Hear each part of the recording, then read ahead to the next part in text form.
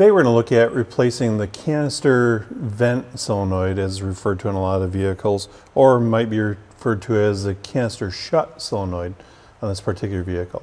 Today we're working on a 2010 Honda Accord with a 3.5 liter engine, and we're underneath the vehicle in the rear. So off the side here, this is the rear cross member that goes between the two rear wheels. I got the fuel tank just ahead of it, and now we can see the evap vapor canister assembly mounted on the back here.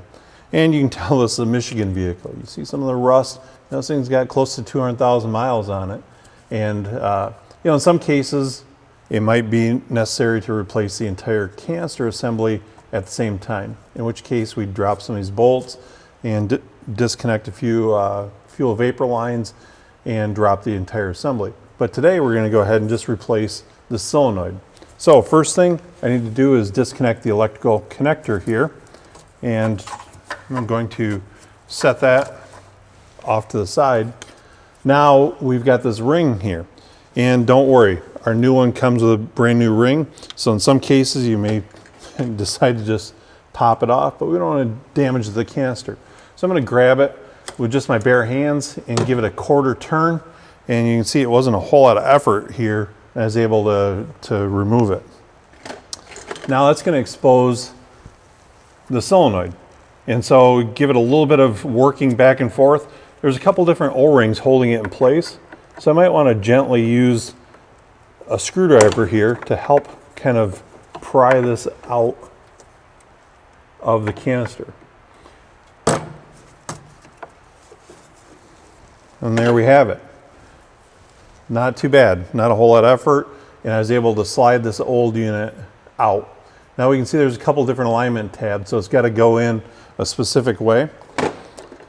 So in a similar fashion, I will line up my new one and put it in place. Now there is a temptation to lubricate these O-rings, and in many cases I'm a fan of using some engine oil or some sort of a grease for this.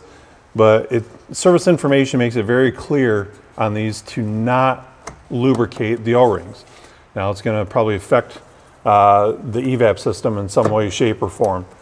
And you can see without a whole lot of effort, I was able to install it there properly. So now is when the trick comes in, and I need to get this locked back in place. And so kind of pop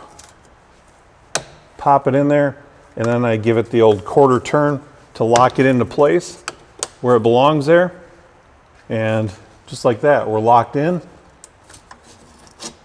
Now take my connector, plug it in, and we've gone ahead and replaced this canister vent solenoid. Now I need to, of course, clear any trouble codes that were set and rerun the system test to make sure that it's operating properly. But hopefully now you understand what it takes to replace the canister vent solenoid on a Honda Accord with a 3.5 liter engine.